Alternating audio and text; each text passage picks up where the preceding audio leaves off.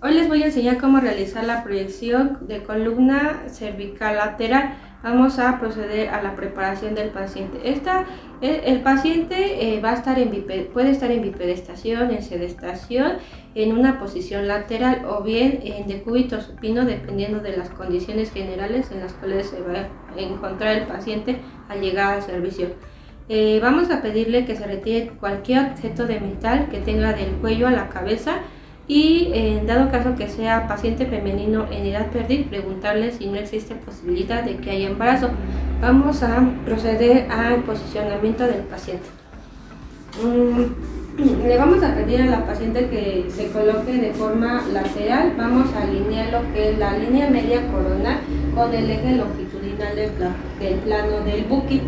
Y vamos a pedirle también que va a pegar el hombro pegado a lo que sería el buqui o bien a lo que sería el chasis. También por otro lado vamos a pedirle a la paciente que eleve el mentón de forma que el plano oclusal superior esté junto con en relación a la apófisis mastoide, para que hagan una línea longitudinal en relación al buqui. Por otro lado, le vamos a pedir a la paciente que aviente los hombros ligeramente hacia la parte de atrás, y también vamos a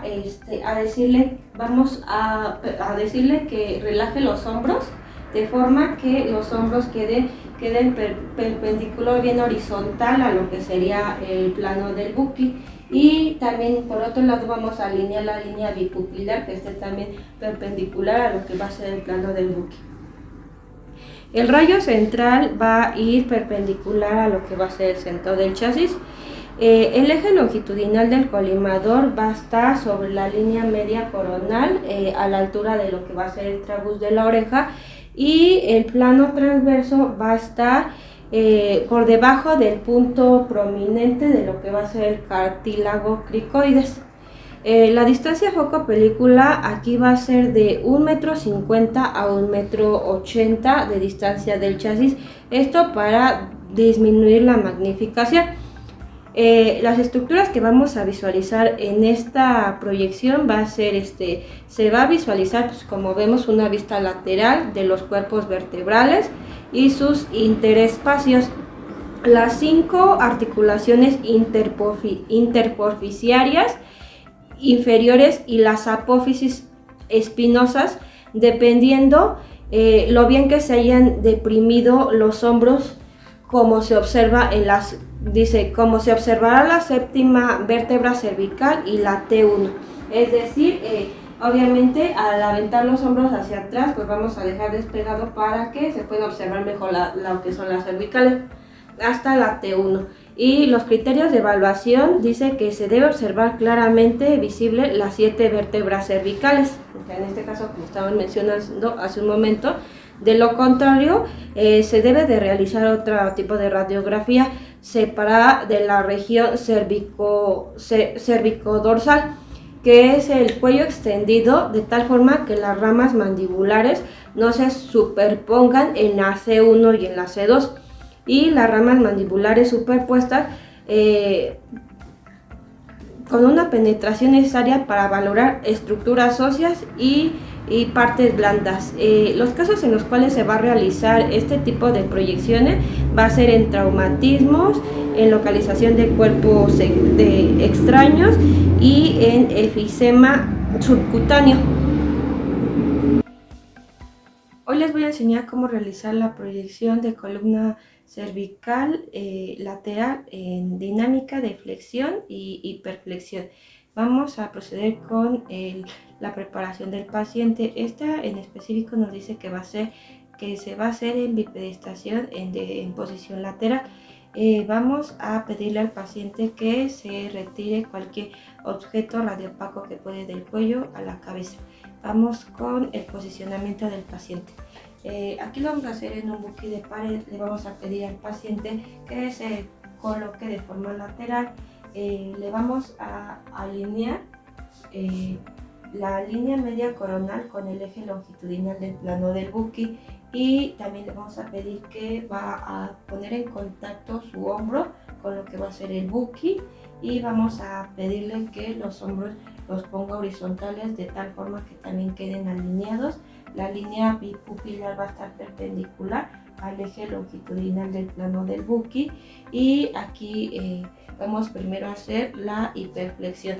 Le vamos a decir a la paciente que va a inclinar, va a flexionar lo más que pueda su mentón pegándolo a su tórax, es decir, a su pecho, para que ella nos logre entender. Y aquí obviamente nos está diciendo que va a ser una flexión forzada. Para la siguiente proyección ahora va a ser lo contrario. Le vamos a decir a la paciente que va a hacer ahora una hiperflexión, de tal forma que va a ser una extensión forzada de las cervicales. El rayo central va a incidir, dice que el rayo central partiendo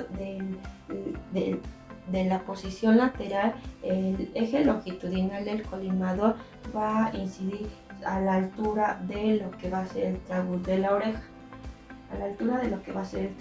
oreja. Y el eje transverso va a estar por debajo del punto prominente de lo que va a ser el cartílago cricoides.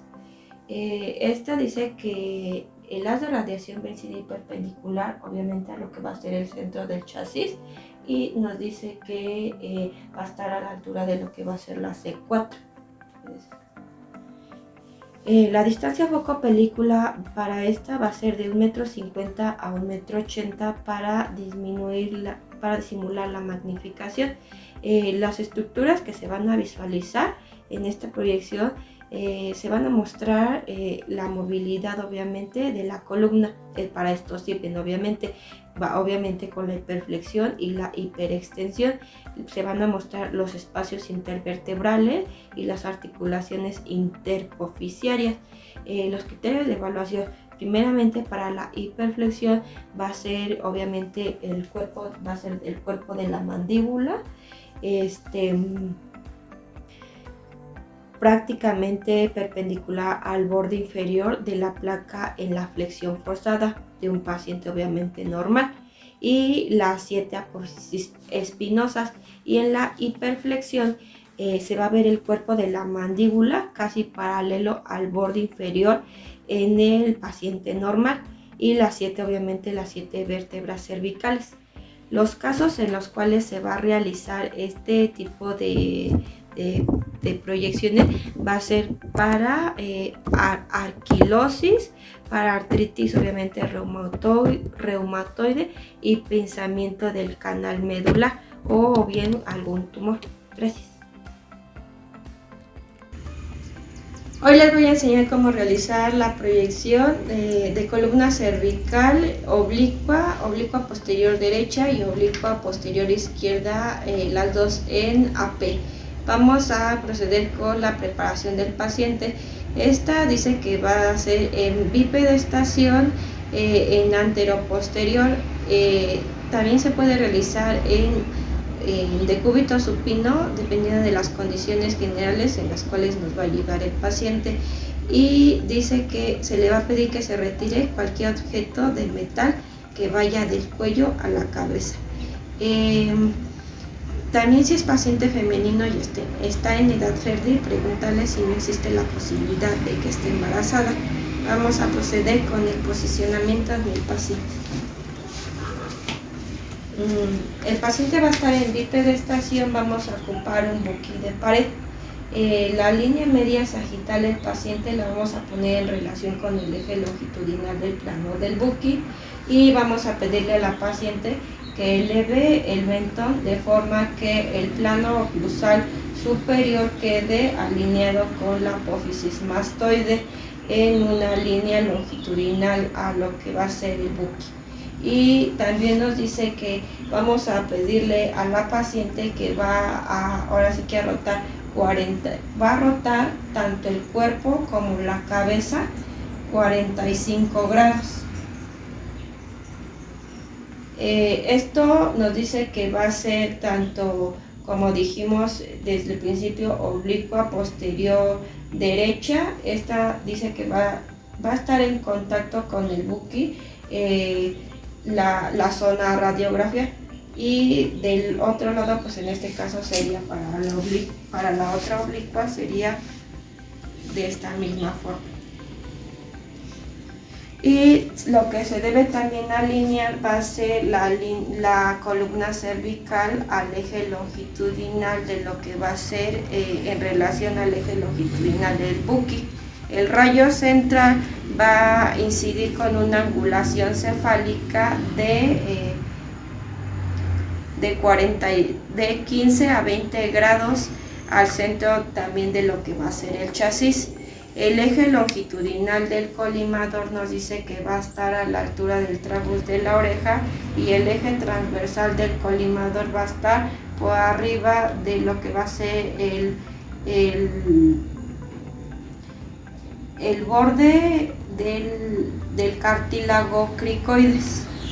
La distancia foco-película va a ser de 1 metro a 1,50 metros de distancia del chasis, y las estructuras que se van a visualizar van a ser los agujeros de conjunción y los pedículos que van a estar más alejados de lo que va a ser la placa.